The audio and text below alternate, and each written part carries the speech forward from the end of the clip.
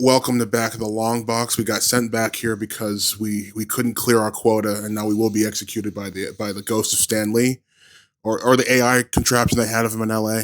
Yeah, they have him hooked up to like some death machine now. He just kills you if you don't sell enough. It sucks. Yeah, I don't even want to know what that is. I'm gonna be honest. Yeah. I feel like they just went and got like Temu Walt Disney. Oh my god. Yeah, that's what that felt like. You need to watch that the Punkland episode. No, you're right, man. You're telling me the truth. But welcome to Back of the Long Box. This is actually our first time getting to do an in-person episode because we were actually tabling together this weekend at Fan Expo San Francisco. So we are really excited to get to kind of give you this episode as a little special tape of us together in person. And we decided to kind of talk about a few topics that have been kind of relevant and also just kind of based off the con. So we're going to kind of start there with con recap. We're going to kind of compare days, specifically like, some of the woes I had going in before this, because I definitely underestimated some of the things that might happen with a multi-day con.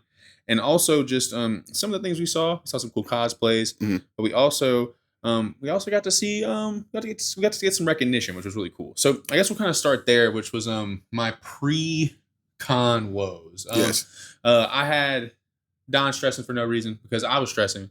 And when I'm stressing, I'm cussing. And it's because when I came packed for this event, I had one carry-on, one personal item. Tried to keep it as lean as possible, and I tried to use my engineering brain, try and Tetris everything together, thinking it would work.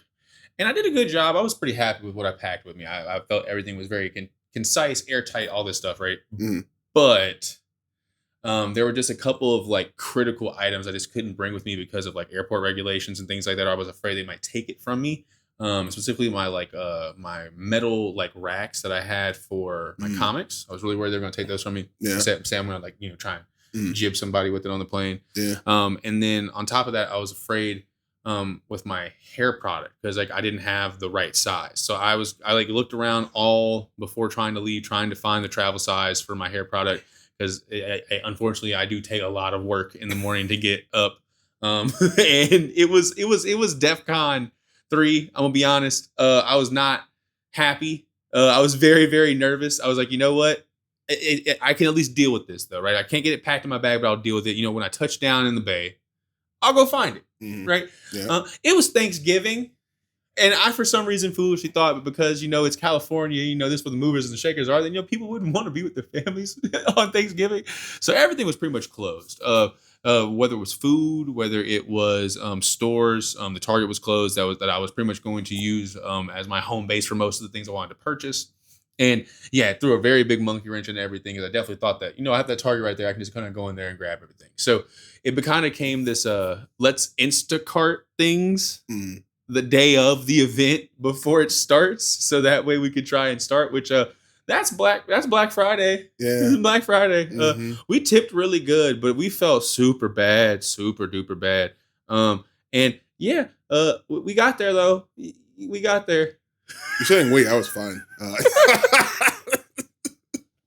I think you had to did you get the same Instacart guy like 2 different times or? No, it was 2 different people. Okay, cool. I made sure to tip them very well both times. It would have been really funny. Oh yeah, it's the same guy. Right? He's like, I got you, man. I didn't have to deal with actually the day before I had magnets set up that I didn't even end up using, so that's a whole other thing. But I realized while I was making the setups, I didn't have enough, so I had to go to the store and get some more. And then, by the time I got home, I'm not even gonna use all these. I spent this money for nothing. So then we went to bed. But otherwise, prototyping the table was fun. We thought we would have enough space for an extra table, which is why I brought it. Yes. And then we did not have an extra table. So either we misread something or the plan was changed on it because I thought we were going to get a corner. We didn't really, or we were looking at the wrong orientation. One of those two, because it looks like, and we ended up not having that spot. So there's just a table in the corner over there, and we're gonna have to figure out what's going to happen during checkout tomorrow. Yeah, we might have to haul a table with us and try and hide that at the con. Might be able to get somebody to pick it up for me depending on how a call goes. But yeah, so that aside, and of course, carting the thing over, we were told that we couldn't bring stuff in on a 2-wheel dolly. Sorry, on a 4 or more wheel dolly. Yeah. And then I had to call twice. They said, well, no, if you have a thing, it'll be fine. And then they sent an email saying, depending on the size of the doll, you might need to take a freight elevator because it was a union building. And then we just walked in and nobody said anything. Not a word. Nothing. Not a word. They were like, oh yeah, use that one. Like, this is okay, hold on. I don't want to get in trouble. But like, this is like another con where like just, you flash your badge again and nobody really says anything. Yeah, it seems to be a culture that's kind of happening, it seems. Low security, like, just let me see what your badge says. Okay, cool, go on up. And to be fair, I'll take the no hassle. Oh, for sure. Like, we were exhibitors, so like we knew that would give us some extra perks. Mm-hmm. But I don't know. There's something about the vibe there that I didn't like personally, but nobody got shot. So I don't mind. Well, there's still a day left. There's still a day left. Oh, yeah, no. We'll let you know after day 3. Yeah. But it was really, really cool getting to kind of get to be a part of such a big con. A lot of big names in the room in Artist Alley. We got to meet some really cool people. One of the really cool people we got to meet, and that we both agreed won the cosplay so far of the weekend. Yeah. And that's still day 3, but I'm gonna be honest, y'all better step your game up if you want to beat this guy. We met Majin Pim. Yeah. Yeah. Lore accurate too. Yes. Yeah. Yes. And like, honestly, we talked about it. If Pim took a kick from Mr. Frog, bro, he might actually be Majin level. Let's just be frank. Yeah. So it was awesome. I'm gonna be honest, that cosplay really warmed my heart. And it was really cool to get to see someone who was very clearly self-made their thing. We were really, really excited about it. And like whenever someone takes a happy, excited picture for you in their cosplay, it's always really, really fun. So thank you very much to that cosplayer for showing us just how awesome of a crossover Dragon Ball Z and Smiling Friends are. Yeah. Super cool. I think that one of the Adult Swim accounts highlighted some Smiling Friends DBZ art at one point. So that might be so inspired by that. Potentially. I don't recall Majin Pin specifically, but that'd be cool. That sounds about right. Yeah. But yeah, no shit. And they even gave us a sticker. Yes, we got stickers. Yeah. That was super cool. Majin Pin was cool. Shout out to all 15 of the Trafalgar Laws that were there. Yeah. So Con Bingo, I think, was kind of a bust. Next time we need to start counting the cosplayers because there was over the course of the week, there were like 2 guys I had never seen before, like character-wise, which made me feel like such a nerd, but it was like, okay, cool, who is that? I gotta know. No, I feel that. I didn't recognize him. But yeah, man. It was a good time. And what was really dope was... Oh, God, dying. Go on. No, exactly. The germs are starting to metastasize. No, it's... It was really, really cool this weekend, though. Aside from getting to see the cool cosplays, we both got recognized for our work by fans, which was really cool. Yeah. Like whether it be from social media from social media for both of us, but whether it be from like me kind of doing the TikTok stuff on one side, but also you with your collabs and being with like the artists that you work with, which is super duper cool. Like it felt awesome to kind of have people walk past our table and it just kind of be like, oh wait, no, I know you, I've seen you before. Yeah. I think you got like the I've seen your face. Somebody's like, ooh, I've seen Emil's work before. Yeah, exactly. So like you exactly. And like that's super dope. Like what you got going on right now is like I love all the books you have on the table right now. They are all exceptional products. And I really, really like the fact that like I feel like we've been hooping this weekend. I'm gonna be honest. Like it could be worse. Yeah. But like it could honestly, it could, I've been having a good time. We've been selling books, like networking with people, and like people at least know who we are. We got our steps in, Yes, we got our steps in. Lots of steps in. Standing up a lot. Yes, lots of rocking back and forth, and lots of collecting germs. But no, it was super duper cool to kind of just have someone pick up our works and be like, oh yeah, no, I know what this is, and I want to kind of be a part of it. So that was really dope. Mm-hmm. Do you have any more recaps you want to talk about? Do you want to kind of compare day 1, day 2? Oh God. Day 1 was I think I don't want to say abysmal. It wasn't bad. It was cool just kind of being there. It was cool seeing it was cool to vibe in. Mm-hmm. But like I think I got 1 sale. How many did you get? I also got 1 sale. We were 1 a person. Yes. So it was a slow day. It was a slow day. Very slow day. Dude, slow like oh God. So that was unfortunate. But we met Andrew on the first day, right? Yes, we did. Andrew's cool. Andrew's super dope. Yeah, no, we got to pick up books from him. Andrew Drendy, read Limerence. It's very cool. Yes. Cool. The cool dudes there. I don't think there was like a single booth that had something I thought was absolutely lame. So it was cool to see people putting everything in there. But this is like a high quality con as far as Artist Alley is concerned. I think so. I'm very proud to be a part of the floor. Like, I'm gonna be very honest. You know what? Now that I say that, I bet we missed some really trash table somewhere. Someone's gonna be like, "No, I saw Kevin. Here's a 4K snap I got of."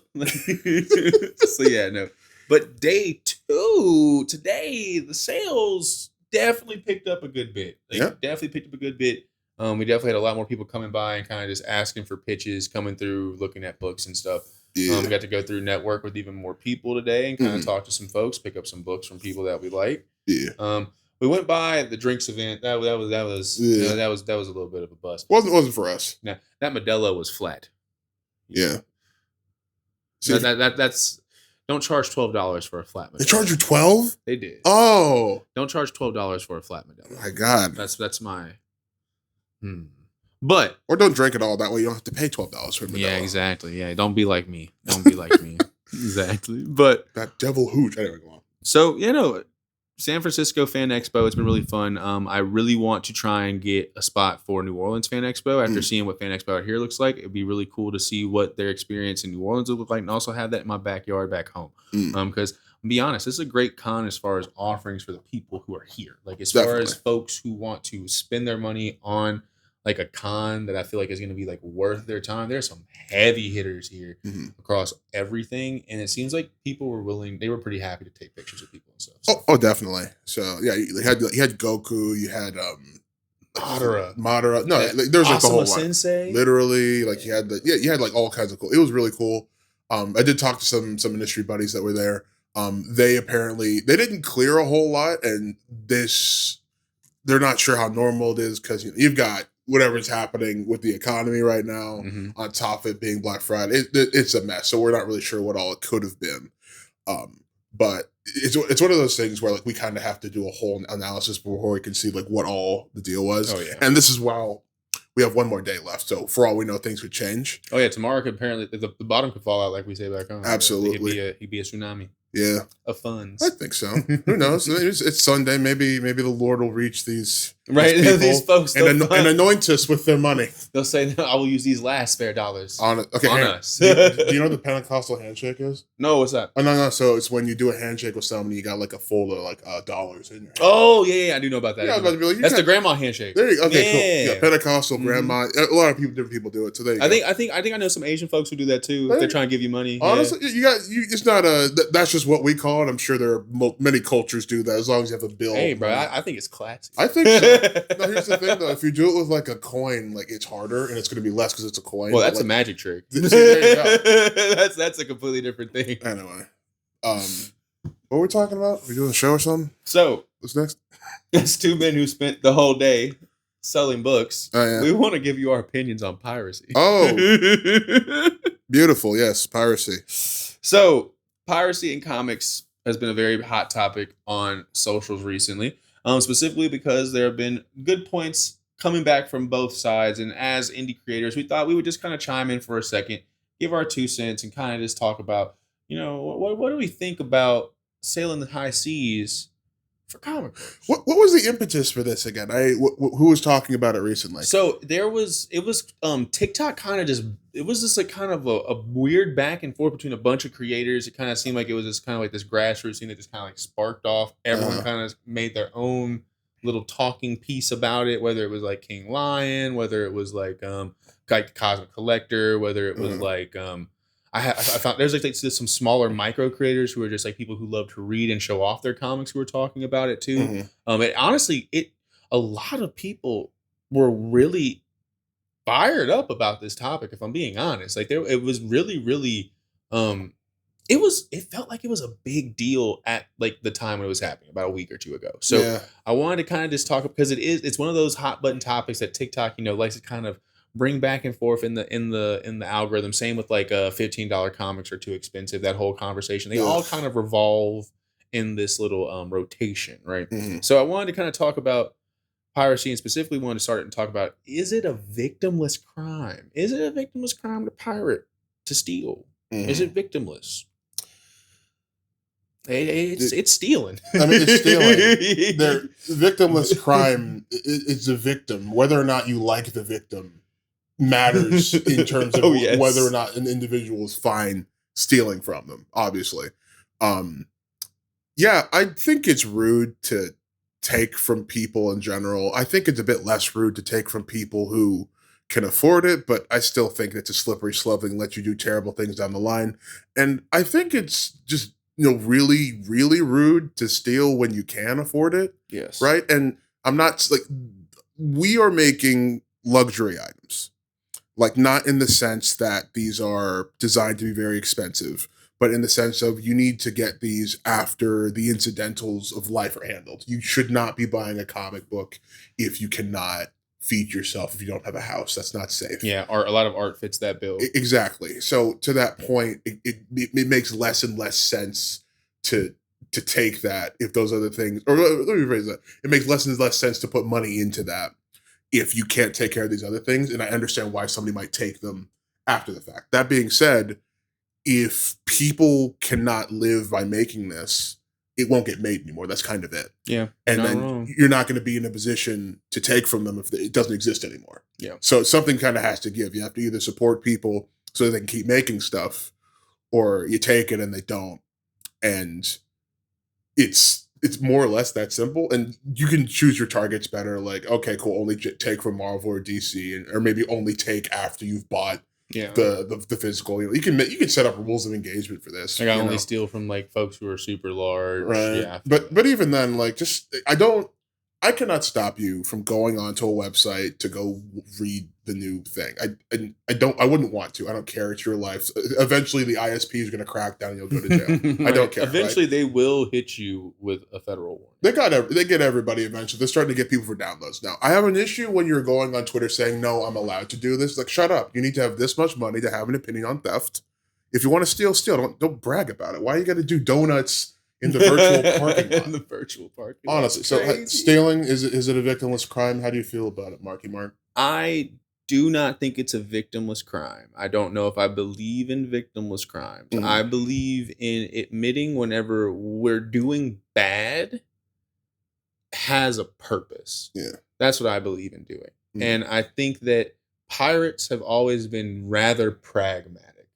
I think that they have a want to do something, and they're going to do it their way, even if it's outside of the typical legal confines. And they'll even take it if they have to. I think we like to sometimes just think about what pirates did in the past as like solely just like them kind of being this kind of like, boogeyman looking to kind of take your lunch money. Yeah. But as far as from Louisiana, pirates, we wouldn't have won the Battle of New Orleans without pirates, right? That's true. And I think about how much pirates represent like a silent power within our readership. I want them to still be able to participate in our stories, to talk about them, to feel like they are a part of our community whenever they are pirating from us still, just because they are reading from us. But it is hard for them to say that they're supporting at the same level as someone who's pulling out money and sliding it. It's not hard. They're not doing it. Exactly.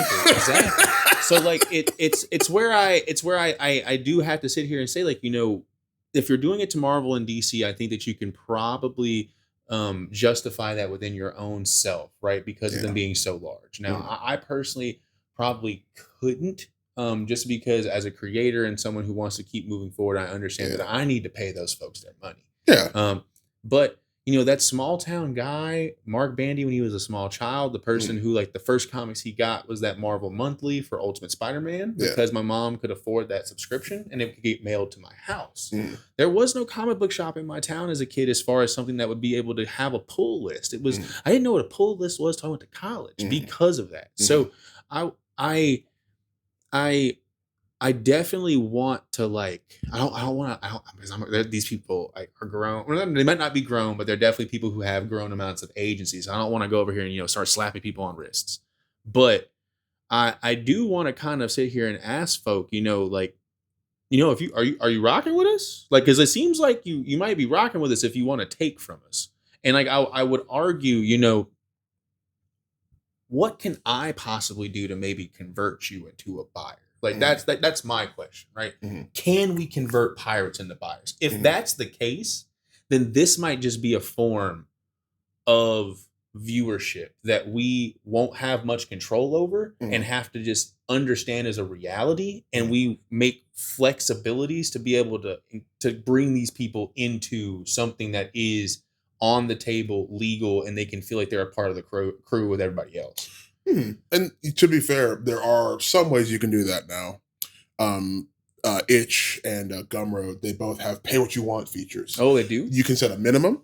You can have it be $1. You can have it be free. People can pay what they want. Oh, so like Bandcamp. Yeah. Oh, that's awesome. So yeah, no, so that's an option. And yeah, I mean, so there are things that exist now that we can be tapping into a bit more. At the same time, it's like, pay me. Bro, slide me them bills, man. Come cool. on. We can make the next issue if you slide me some bills, man. Cool. I just want to reiterate again. Like, and this is me talking. I'm making a massive assumption right now. I'm pretty sure the only reason Marvel Comics is still doing what it does is because like it's a comics company. Disney doesn't do 2D animation because it didn't make enough money at the time, right? They only dabbled for like a short. And like they'll do some 2D for specific bits, but they're not doing 2D movies anymore because they didn't think they thought it was too much of a financial risk. If the big companies think that that comics are a financial risk, they're not going to give them any more money. So it's kind of one of those things where again, you can't steal from them if they're gone. So yeah, again, like if you're going to take, sure, whatever. And I think to be even more fair, like there are a lot of people that just have free offerings. Like me personally, like Purgatory is like a free webcomic you can read. You can buy the book like if you want to. I think I'm only doing like a physical version of it right now. I think I might have a digital of like one of the shorts I made, but that's it, you know? Like there's a lot of free stuff that you don't have to steal, that you can just enjoy. I'm pretty sure there's more free comics on the internet than you could ever steal.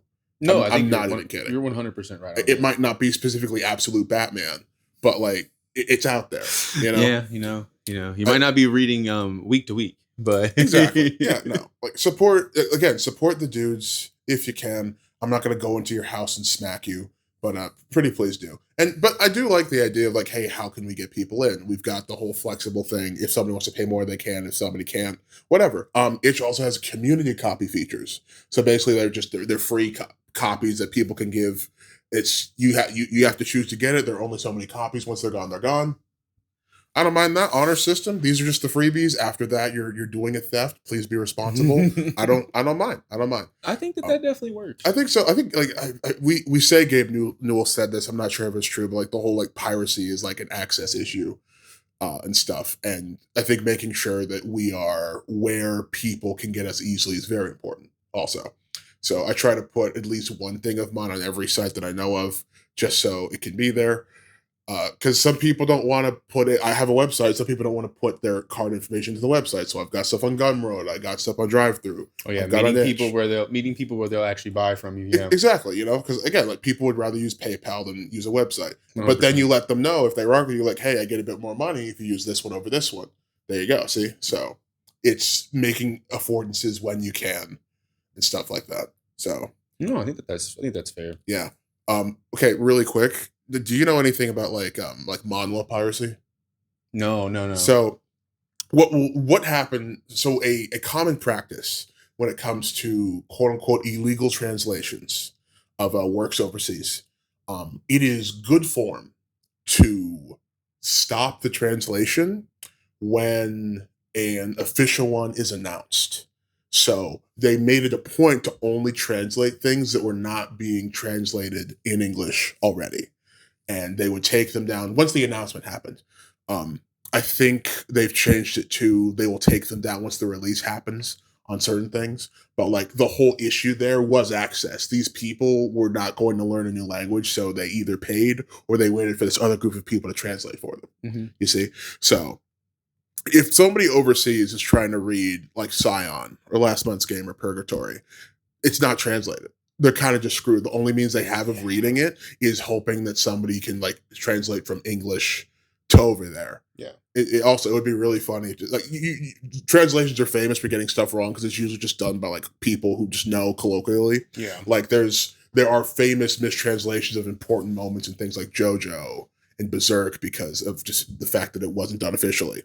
So the idea of somebody being really mad about something you did that you didn't do because it was a translation is kind of funny. Yeah, it's kind of like with the Dr. Bio type deal with like Believe It, like them abandoning it after a little bit. Oh yeah, and then Du Wang after in part 4. Yeah. So Yeah, that makes that's sense. All.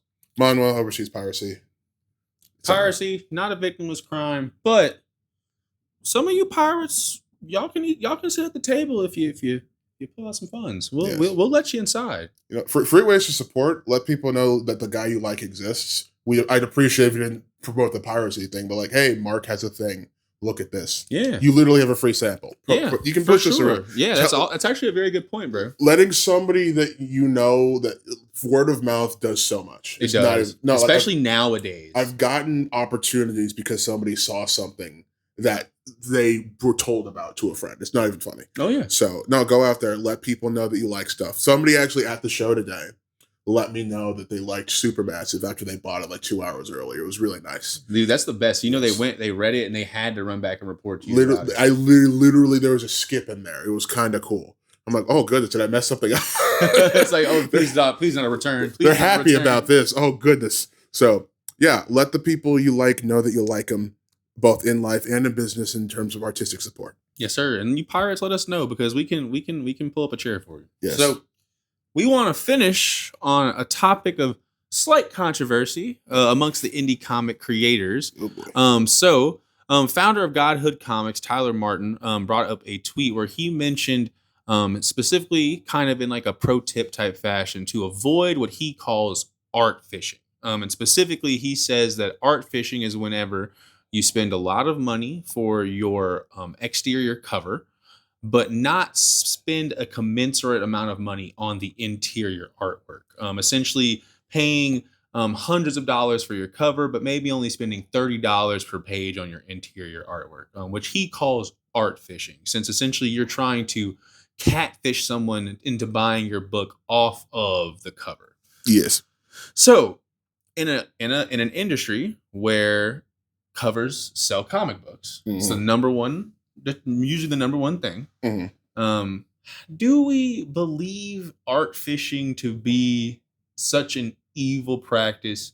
And do we think it is it a pro tip per se to try to make sure that you're not spending more money on your cover than on your interior? Is that universally going to be the right play? What do you think, Mark? I think it's a no for me. I think that art fishing is probably rough if you did decide to cheapen out on your interior artwork. I would argue you should go ahead and pay your artists, get the quality of artwork that you feel confident and proud in, so that way you can hand that book to someone with a smile on your face and know that it's something that you are really, really proud to have your name on. Mm. I think that that's very, very important to do. But I also think that as small press creators that, you know, if we can maybe get a larger creator or even someone who's just extremely talented that we like their style, but maybe they're exterior to what maybe the interiors need to look like. Mm. I think it makes sense to go ahead and spring for the variant cover. Specifically because we live in a time where it seems like everyone wants, especially in indie, we love to do so many variant covers. I don't necessarily know if I agree with that. I think one variant feels fine to me, and it's to each their own. Everyone do your own thing, because giving people variety is great, and having all those other artists to be able to collaborate with, being able to bring their sphere of influence into your circle is always going to be great. Mm. Oh, good. I said sphere in the circle. You sure did. That was you. You did that just now. Yeah, it is what it is. But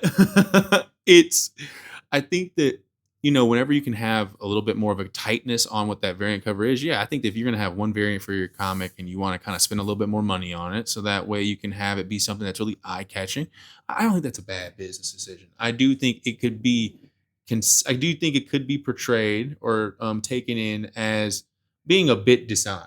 That is the thing I do have a problem with. If there's a drastic difference, then that's just ridiculously dishonest. And I do think that that's just poor business practice. You need to always stay away from that. Mm-hmm. But, you know, whenever we think about this from the perspective of people who are, you know, keeping their heads above water and, you know, trying to be honest business people, if you're being honest, I don't think we should we probably won't have to think about allegations of art fishing. No. You know what I mean? No, and I feel like this is one of those things where, like, I hope to God it doesn't come on, or it doesn't catch on, but it might catch on in an ironic way, like, oh, this is art fishing. Like, to quote him verbatim, really quick. Now, as always, this is only for comic creators who are comicpreneurs looking at maximum profit and optimization. If you're just doing it for fun, go crazy. What is art fishing? It's when you spend a few $100s on a really nice cover for your book, but then you get to reading it and have clearly only spent $30 per page or less on the interiors. I don't know where Mr. Godhood Comics is coming from when he says all this. Like, the idea that you can look at a page and know how much you've paid for it, and I think is $30, kind of insane. $30 is his, like, I need to know what technique he employed to, like, check the money amount. Like, what is this, like some new Sharingan there? You can just detect how much money, like, whatever. So, I think, to be 100% fair to him, I think I understand the spirit of what he's talking about. If there's a disparity between the cover and the interior, that's going to set some people off. I am somebody who's been set off. Like, I got a cover, I opened the book's not at the cover at all, and I'm like, man, this sucks. And to be fair, I didn't realize that it was a variant cover at the time. I think you can solve a lot of this. You can solve the art fishing problem by just disclosure. Like, hey, this is a variant cover. The art's gonna be different, etc. Like, you can find, like, the cover artist for, like, each cover, like, on, like, last month's game, and, like, you know who did it. Exactly. You just read it. I told them to put their name on the cover too, so you know it was them too. Exactly. Right. You solve this with disclosure, not by just not doing it. And, like, this whole thing about, like, you need to spend the minimum amount of money you need to spend on a page. I don't always think this advice comes from a bad place, but it always feels like the kind of thing that inevitably is used to just, like, block a lower bracket of person, like, out from participation, right? And I don't know where this is coming from. I'm not sure what prompted this statement from this person. I don't think he's, like, an elitist just because of this one statement. I don't know him like that. But, like, just this, I'm not down with the concept. Like, you need to spend this much money in order to ride. Like, I'll have you pay money before you can complain on the internet. I'm not gonna have you pay before you can, like, call yourself, like, a pro. That's stupid. Also, this whole, like, legitimacy he's trying to, like, listen, only if you're a pro person for optimization. And I'm like, what? Yeah, no, that is so he does mention a lot sometimes on his about, like, the difference between, like, a comic creator and a comic entrepreneur. What right? are you? Okay. And, like, I do think it is. I can understand where he's coming from, like the idea of folks who are trying to maybe take their large press and their small press and make it large press. I could see that from that perspective. Like, you're not necessarily looking at this from, like, the individual's perspective or just from, like, the love of the game perspective. You're thinking about it from, like, how could I make another Dark Horse Comics or another IDW? How could I be at their level? Or at least just, I'd love to be Mad Cave, that level, right? Where you're putting out all these different books, you have all these different readers, these different genres, and you're kind of wide. I can understand wanting to kind of separate people, but I do think it's inherently disrespectful. I do think it is a bit inherently disrespectful to say that someone who is coming outside with their business and putting their stuff on the table, to say that they are not at an entrepreneurial level with their approach. I do think that is a bit of a snide way to look at things, especially considering that, like, you don't know who's going to see that person that you're thinking this about. They might get the right eyes on them, and now they're big. The worst version of this is somebody sees this and they use this as an excuse to, like, be rude to somebody else. Yeah. Right. Yeah. Like, oh, you're art fishing someone. Somebody could be like, no, like, somebody go to you like, hey, this doesn't match 100%. You're art fishing. You're art fishing. It feels adjacent to, like, the AI art claims against real artists. Oh my God. Did it tell you about a lady got kicked out of a group and, like, she actually provided the time lapse, like, it wasn't AI, and, like, they're like, no, she's gone. No, like, again, like, so somebody was talking about how, like, people will use situations like these just as an excuse to cause harm. And I'm not in all of these people's heads. I don't know what is triggering all of that. Sometimes it's a legitimate fear about what these things are doing. Other times it is just them trying to be harmful, you know? And again, I can't know because I'm not there. But, like, when you do stuff like this, when we say we need to start purity testing based on A, B, and C, this usually leads to harm of some kind. 100%. And and like we can stop that by like turning the temperature down and like being a bit more like not objective. It's not the word. Like just thinking it through a bit more. But I feel I don't know. Maybe he thought this through. More considerate. No, because like you can be considerate and just be like, I'm going nuclear because A, B, and C. Oh, 100%. Yeah. Like no, like okay, cool. Why? No, I would ask why this much money. Why is art fishing like a problem long term? Because like it's not. Hold on, I can just look at what he said. Hold on, we have the technology. When the interior artwork is 10 times worse than the cover, if you want to scale your work and brand, you have to do it. He doesn't. Am I dumb? It doesn't say why. He doesn't say why it's about. Hang on, give them exactly what they're expecting on the cover. Okay, it's very salesman's language. I get okay, and that's one thing I wanted to mention. So if art fishing. When are we art fishing here? What if like the product that what if I'm trying to sell you a comic at $5 and it's supposed to be something that is on the smaller scale, and I decided to, because we didn't actually fully put a product together, to go to my friend who does like stuff and say, hey, I want you to do like a full scale, like full thing. Like I can give you the money for you to do a full cover for this. Mm-hmm. I don't think I wouldn't call that art fishing. I don't think that that's dishonest either. I think that that's someone excited about trying to get their work out there in the world, and it's hard. Mm-hmm. It's hard to make things happen sometimes. And sure. And don't get me wrong. As a person who, when I wanted to make sign, I wanted to spare no expense. Right. Mm-hmm. I wanted to make sure that I was spending my money on my artists. I wanted to make sure, like me and Che renegotiated pay a lot because the quotes that we had with the understanding on before, we were both wrong on how much we needed to be spending on this whenever we first started doing this. And once we kind of understood that, he very plainly just said, hey, I think I undervalued myself. Can I like go back to the negotiating table? And I said, 1,000,000%. I want you to be paid your correct rate. Absolutely. And we made sure everything was right. We sent over a different contract, and he was getting paid what he needed, what he was worth. And like, I think that that's important. I think that Mr. Martin is also an individual who believes in paying someone what they're worth. He spent a lot of money on his comic books. He has a very, very, very high production value on his artwork, his letters, and on his printing. The Antagonist is a very, very well-polished series.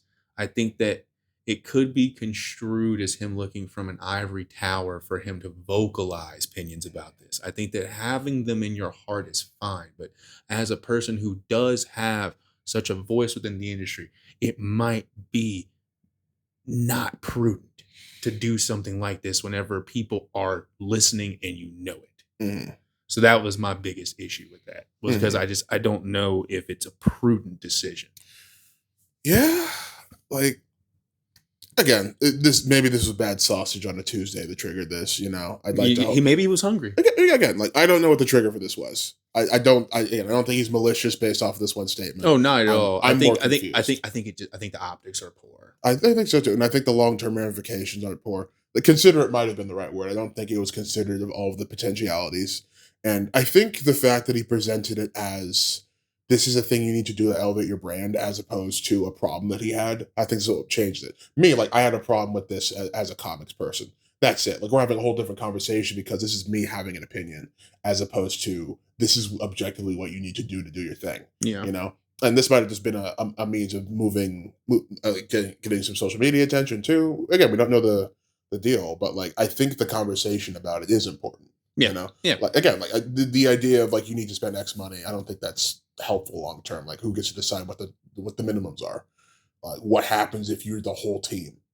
Like you spend nothing on the interior art. So if you spend any amount, does that mean you see what I'm saying? Yeah, no, there becomes a whole bunch of outlier situations that people might not want to progress forward in their own story, and they're trying to produce things because they might think that, well, I don't want to get people to think I'm art fishing. You know what I mean? To be fair, he only had 300 characters, right? Like this cannot be expected to pass muster all the way. Not at all. But like not even at all then, the full idea either. Like the fact that it didn't get through like kind of one block, I feel like this should have stayed in the drafts.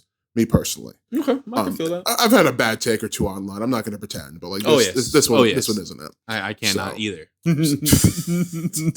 Let's get you on your feet too really quick. Used to be a fan of Bleep. No, I'm just kidding. I don't own his shoes. I never did. You're wearing them right now. He's kidding. These are Vans. Right now. He's wearing them right now. All right, so do we want to talk about some of the books we found today? Oh, do it. Hang on. I mean, we said read Limerence, right? Yes. So we can talk about Limerence first if you'd like to. I haven't read it yet. Have you read it? No, I haven't gotten to get into it, but I love the cityscapes. No, it looks beautiful. Yes, it is an absolutely incredible book. I can go ahead and pull it out just so that way you guys can look at it because I want you to know. Hey Andrew, sorry we didn't read it yet. It's been a day and we're very tired. Yes, man. It's been a week. You need to delay this. We'll cut to when we've read it. And then easy, yes. So yeah, exactly. Guys, check out Limerence. Yes. This is a really, really cool book. I'm really, really excited to read this. The cityscapes in this look crazy. Like it's giving like Akira. Yes. And I really, really like it, but it has like a pulpiness to it. It's like if like Scud, Paul Pope, and Akira like had a kid. Yes, it's super duper good. I cannot wait to read this book. I'm excited. I got to do a comic trade with him, and I got to go grab some prints later, which was super sick. So yes, indeed, definitely check out that book. You got Living Heroes? Yes, I did. I did get Living Heroes today. I got to meet Stephanie Williams, who is probably my favorite writer of all time. If I'm being honest, like she's up there with like Jonathan Hickman, in my opinion. Not the tennis player. No, that's a different Williams sister. You need to stop. Stop. No, the secret third bully. Anyway, go on. Right. There was a secret third sister. Okay, she was hold on. amazing at writing comic books. No, so if you don't know, Stephanie Williams is an absolutely landmark writer. She got her start making some of the dopest memes about X-Men on Twitter, and she writes some of the greatest comic books out. She's about to start writing Wonder Woman. She's done Nubia. She's written. There's so many to count. But today, I specifically got to pick up Living Heroes, and this is one of my favorite books she's ever done. It is a Marvel and Living Single crossover. My mom grew me up on Living Single. I love it so much. This book is such a triumph, and I didn't think she was going to have it with her because it wasn't up with like the other books that she had, like with like Roots of Madness and everything. So I didn't think she was going to have it, but I went earlier and I got to meet Miss Asia Simone also, which I got some art from Asia also, which like shouts out to you. Thanks, Asia. She told me though, no, I know Stephanie does have a copy. She showed me some earlier, so you should come back later and come grab one. And I did. I got to go back and grab one, and I brought it back to Don. Yeah. And then you went over and grabbed one. Yeah. I wasn't sold initially, and then like we got to Jen interacting with everybody else. It was good. It's a good time. It's an amazing book. I love it. And like if you want to see what it would be like for the beautiful black women of Marvel to have to deal with the woes of dating within the world outside your window, and you like to do it in like, a sitcom type perspective, you should check out this book. I do want to tout the command and the understanding, not just of like the title characters, but like the people in the periphery. Yes. Like it's not just them, like Namor is in there. Like again, like there's a understanding of like the universe that is being expressed here, and like how the intersections can kind of make for really interesting situations. Mm-hmm. And it took a minute for me to kind of get that. And then once just some things started locking in, it was a really good time. I recommend it profusely. Oh yes, it's extremely funny. And it's a really, really short read, so you can kind of bring it with you everywhere. And I love this one specifically because it's kind of like in the same size as like Jet Magazine. So you can just kind of put it in the back of your bag. You can put it in your back pocket and kind of just like run around. Is it half the size of a regular comic book? Oh, is it? Hang on, can you slide it? Oh, it kind of. It's actually almost. It's a little bit longer height wise. Yes. So yeah, but like I think actual like surface area wise, it probably is. Is it like A4 size then? Like it's like a regular piece of paper? Yes, I think so. Yeah. There you go. You can make that a Z. Anyway, that's cool. Yeah. There you go, guys. There you go. Right here. See what the greats do first, and then you figure out your own way after. Absolutely. I think that's all I wanted to talk about. Okay. You want to talk about like Obi-Wan's lightsaber? Ooh, yes. Cool. Like, we can end on Obi-Wan's lightsaber. Yes. Cool. So I saw a girl. She was using Count Dooku's lightsaber like in a sheath as a cane, and she also had like Obi-Wan's lightsaber on her hip at the same time. And I'm like, I wonder why that's there. And then I realized we don't know where Obi-Wan's lightsaber is. No, do we? Because if you know, you should tell us. Exactly. No. So as you're aware, Vader capped Obi-Wan in front of Luke. It was so cool. Utterly defeated. There was no comeback. He was gone forever after that. I've never seen a teacher get bossed on so hard. It was so awesome. Vader did nothing wrong. Anyway, that's the last we see of both Ben Kenobi and his lightsaber and his cloak. We don't know where that is. Unless I'm missing it and it showed up in the next scene. Like it's just gone. Like, so is Vader the kind of guy who would keep it as a trophy? I think you even said no. He'd probably get really mad just throw it in space, right? Yeah. So we don't know where Obi-Wan's lightsaber is. It's just out there somewhere. It's either in space or it's like in some Mustafarian like castle thing. Again, I bet there's like some book like, oh no, his lightsaber is actually here or something, like that we don't know about. There's probably something, but it's really fun to think about the idea of like, does Vader keep trophies? Is he a trophy keeping type? I don't see him like that's like Thawne activities. You know what I mean? He might get too angry looking at something that's his former master's. Also, like, what about like the Force type juju coming off of it? Like, what if it's like making him Green Goblin? You know what I mean? Okay, so like if you subscribe to the idea that like Obi-Wan is part of the Force now and that he's omnipotent, I wouldn't be surprised. I think it's funny that like he had to train in order to get in to become a Force ghost at all, right? And he had to do that closer to the end of his life, like kind of like Yoda did. But because Yoda lived so long, well, he wasn't super long, but like he had to do training too. They had roughly the same amount of time, if I remember correctly, despite him being that much older. Yeah. So yeah, never mind. So like assuming that their training as ghosts was not complete, maybe they can't be in two places at once. But I don't know. I think that is a very interesting question to bring up also, just because like I never thought about that. Like Luke had 2 Dime Masters. Actually, no, and that at the end of their ropes, past their primes, like and this is yet another thing we can throw at the new trilogy. Why it's Luke Skywalker? It's Luke's lightsaber that they get back. To like that Maz gets. I think it would have been more interesting if they got Kenobi's lightsaber. I think you're right. On that. Like, that would have been fun. Yeah, because like that's actually a funny story that I'm interested in that isn't really important.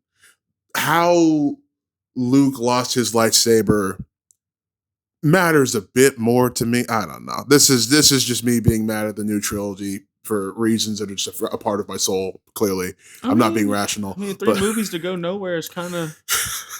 It hurts. They didn't have a plan, Mark. Why didn't they have a plan? They had no plan. Anyway, they had no plan, but they made promises. Just keep making Clone Wars spinoffs in the 3D style. That's fine. You can just do that forever. There's a lot of stories you can tell. Also, give the Stormtrooper the lightsaber a show, or just adapt some of the work he's in. Yeah, honestly, more adaptations, please. Yes, I think that's good, right? Yeah. Okay, well, cool. Guys, that's back to Long Box, the live action version. Yeah. And that's us signing. Cool. Goodbye.